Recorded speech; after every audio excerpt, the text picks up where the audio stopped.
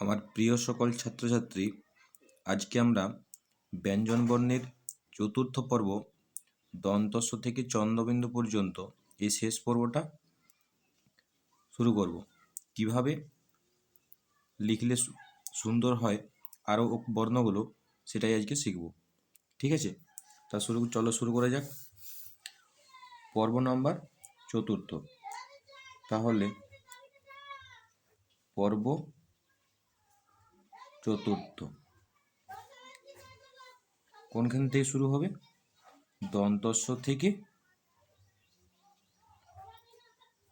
চন্দ্রবিন্দু পর্যন্ত।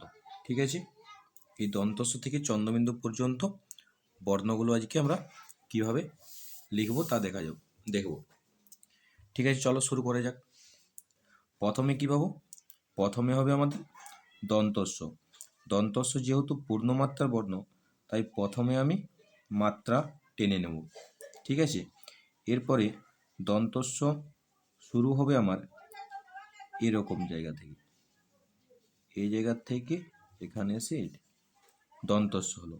দন্তস্বর পরে আমরা হ শিখব। হ কিভাবে করব? হ পূর্ণমাত্রার বর্ণ, তাই প্রথমে মাত্রা দিলাম, এরপরে এখান থেকে শুরু করে এদিকে গিয়ে এভাবে হ হলো। এরপরে কি হবে?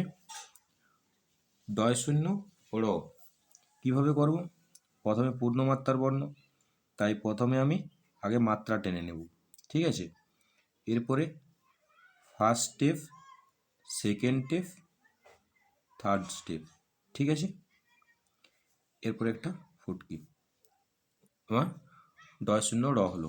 এরপরে ঢয় শূন্য র কীভাবে করব? প্রথমে মাত্রা লিখব।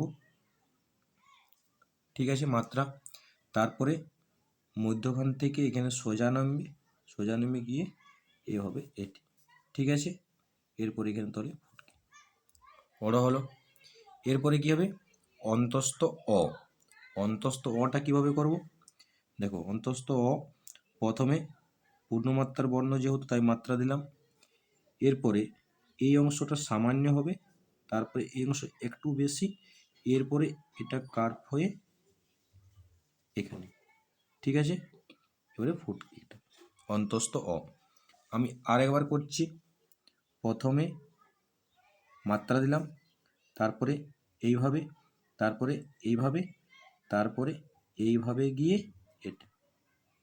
ঠিক আছে, হলো অন্তস্থ অ। এরপরে কি হবে? খন্দত্ব। খন্দত্ব কীভাবে লিখব? খন্দত্ব এখান থেকে শুরু করে এইভাবে গিয়ে আর এইটি খন্দত্ব হলো। খন্দত্বর পরে কি লিখবো আমরা? অনুস্বার। অনুস্বারটা সহজেই লিখে নেব। প্রথমে এইভাবে দাগ দিলাম একটা, তারপরে এই অংশ থেকে এটা অনুস্বার। এরপরে বিসর্গ। বিসর্গ তো খুবই সহজ, এখানে একটা ফুটকি, এখানে একটা বিসর্গ। ঠিক আছে, এরপরে চন্দ্রবিন্দু। চন্দ্রবিন্দু, এখানে চন্দ্রবিন্দু। ঠিক আছে, এইভাবে আমরা বর্ণগুলোকে লিখলে খুব ভালোভাবে লিখতে পারবো।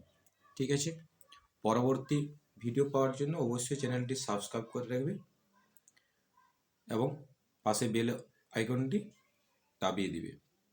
ওকে, ভালো থাকবে।